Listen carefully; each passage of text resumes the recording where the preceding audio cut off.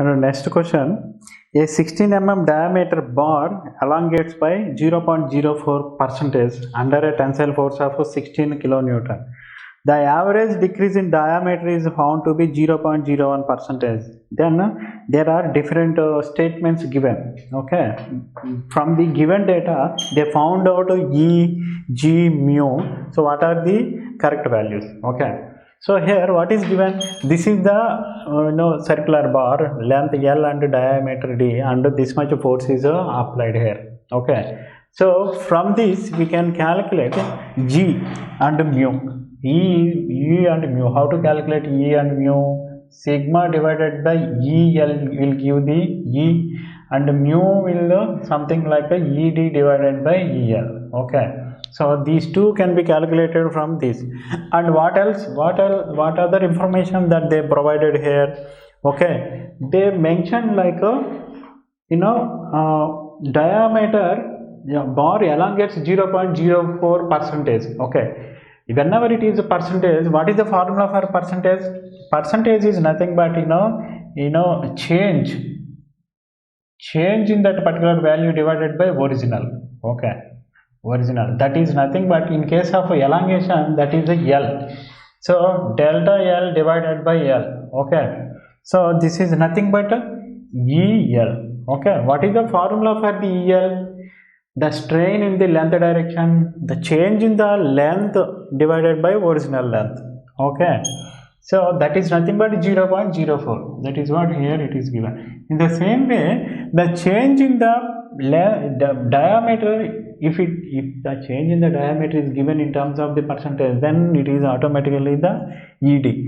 So here EL is the longitudinal strain and ED is the lateral strain. Why? Because D is perpendicular to the force that is applied on the body here. Okay, so from this, what is the mu? Mu is a ED divided by EL, that is a 0.01 divided by 0.04, that is 1 by 4, that means 0.25. its value is 0.25. Okay, and what is the value of E? E is nothing but F divided by A into EL. Okay, so here what is the F value? FL is 16 into 10 power 3 divided by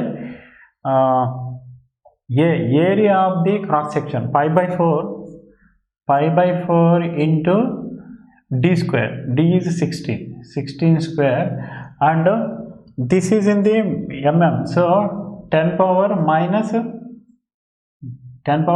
6. Okay, and what is this one? EL. So EL here is 0.04 percentage.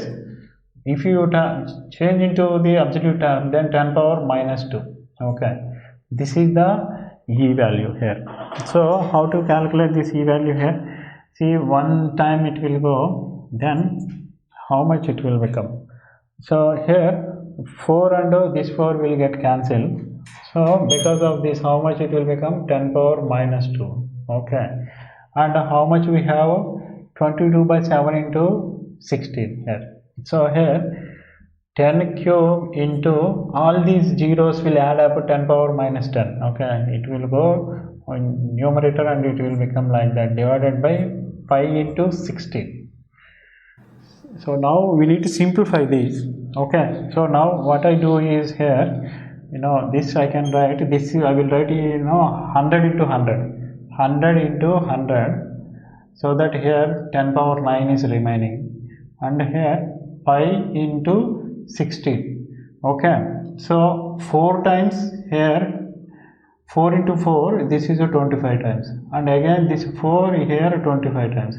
So here 25 into 25, some of the values you need to remember, at least up to 30. Okay, like 18 into 18, 17 into 17, like that. 25 into 25, 625 into 10 power 9 divided by pi. Pi value is approximately, I will write something like 3.12. Okay, so approximately it will become how many times? 200 times here. 200. So what is the value of here? E. So value of E here is 200, gigapascal. Okay, the value of E is 200 gigapascal. And what else is there? G value also they found out many times. So let's see how much G value will come here. Okay, I will find out here G value. What is the relation between E and G? So E equal to 2G into 1 plus mu. Okay, so this is a 200 equal to 2 into G plus mu is how much?